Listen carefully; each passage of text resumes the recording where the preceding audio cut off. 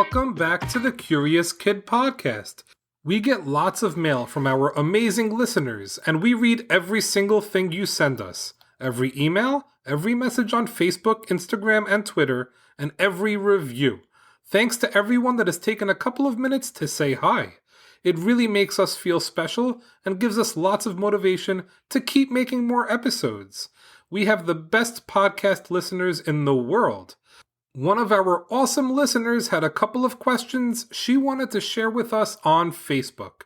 Mailbag! Mailbag! I have 2 questions. Why do people snore? Also, does food fill you up even if you don't like it? From Nora of Highland Village, Texas. Thanks for the Facebook message, Nora. We are getting curious about snoring for you today. And before we learn more about why we snore, let's answer your second question. You wanted to know if food fills you up even if you don't like it. All foods will fill you up eventually, but some foods are more filling than others. There was even a study done in 1995 to try and determine which foods are filling and which are not. Filling foods are generally foods that are high in fiber and high in protein. In the study, each food was given a number that reflects how filling it is. The higher the number, the more filling it is. The lower the number, the less filling it is. And, as a frame of reference, white bread is given the number 100. Of all of the bakery products tested, croissants were the least filling, with a score of 47. I like croissants. They're yummy.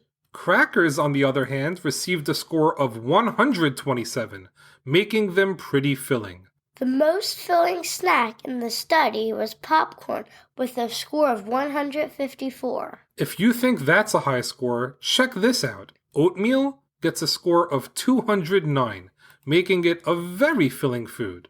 The most filling food studied was boiled potatoes, which scored a 323. And all of the fruits tested had a score above 100.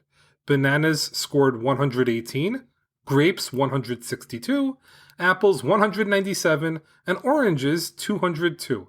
Not only are fruits filling, but they are super healthy. Now that we've learned a bit about filling foods, let's learn about snoring.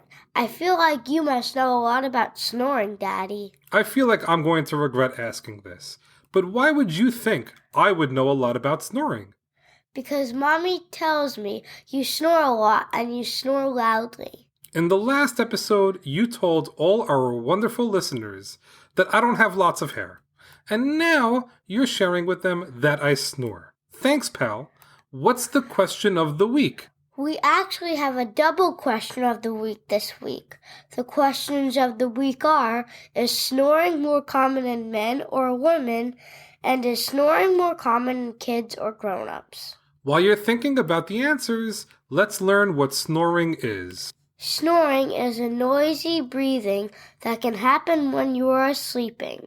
It is caused by air that vibrates or rattles when it flows by tissues in the back of the throat by the airway. Why don't people snore when they're awake? It's because sleep relaxes the muscles in the roof of your mouth. Your throat and tongue also relax. When the tissues in your throat relax, they can sometimes block part of your airway. When they do that, the tissues vibrate as air comes through. The more your airway is blocked, the more the tissues vibrate, which leads to louder snoring. Snoring can be caused by lots of things, including problems with the mouth and nose. With the mouth, one thing that can lead to snoring is if your uvula vibrates. The uvula is a piece of tissue hanging from above the throat. You can usually see it easily if you look into someone's mouth. If someone has a uvula that is large or long, snoring is more likely. With the nose, something that frequently leads to snoring is a deviated nasal septum. The nasal septum is the part of the nose that separates the left and right nostril. If the nasal septum is deviated or crooked, That can result in snoring. Nasal congestion can also make you snore. I know I've had that problem before. In fact, my nose is congested right now. My parents have told me that I snore more when my nose is stuffed. Believe it or not, your sleep position can also lead to snoring. People who sleep on their backs are more likely to snore than people who sleep on their sides. That's because the effect of gravity on the throat narrows the airway when you are laying on your back.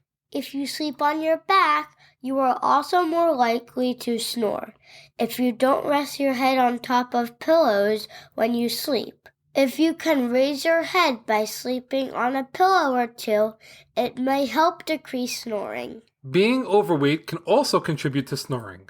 Many doctors will recommend weight loss first in someone with snoring complaints that is overweight. Snoring on its own is harmless, but can lead to other problems. Snoring may decrease the quality of your sleep or those people sleeping around you. Not getting enough sleep can make you tired throughout the day. People who have chronic snoring or snore a lot often complain that they get really tired during the day. That's probably because they don't sleep well at night. Being tired during the day can make you less alert at school or work, and can even be dangerous if you are doing something that requires you to be very awake and alert, like riding a bike or driving. Snoring is hereditary, which means that you are more likely to snore if your parents snore.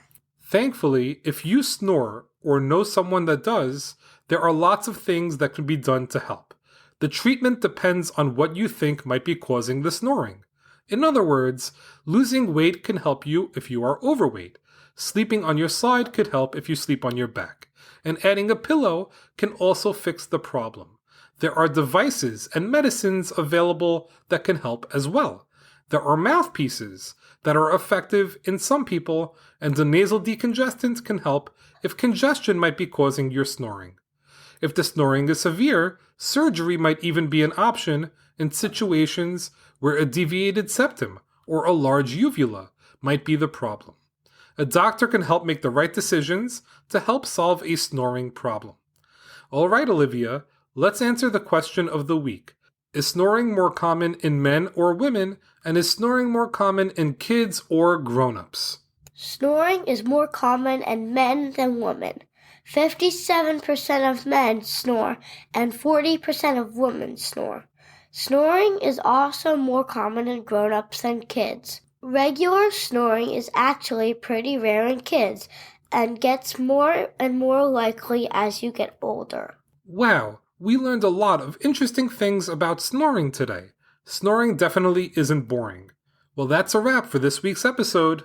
Thanks so much for listening to this week's podcast, number 180, on snoring. Great job, Olivia, and great job, Nora, for the sleepless episode topic suggestion. Before we say goodbye for the week, we have some amazing people to thank.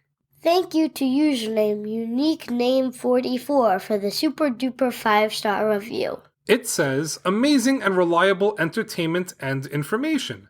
We found Curious Kid Podcast when we started pandemic homeschooling last year and have been devoted listeners ever since.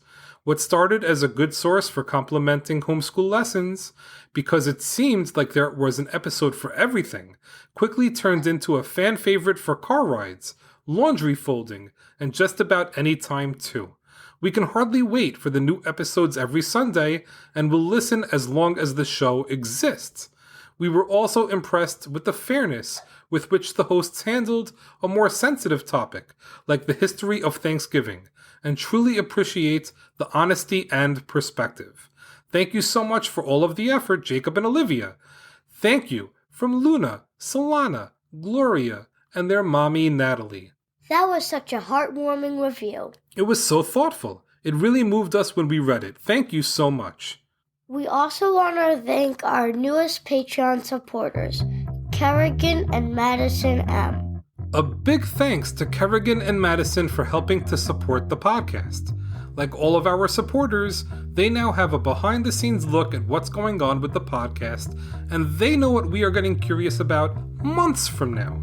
Join us next week when we get curious about the universe for listeners in the United States, Scotland, and New Zealand with the help of a very special guest. As always, thank you so much for listening and getting curious with us.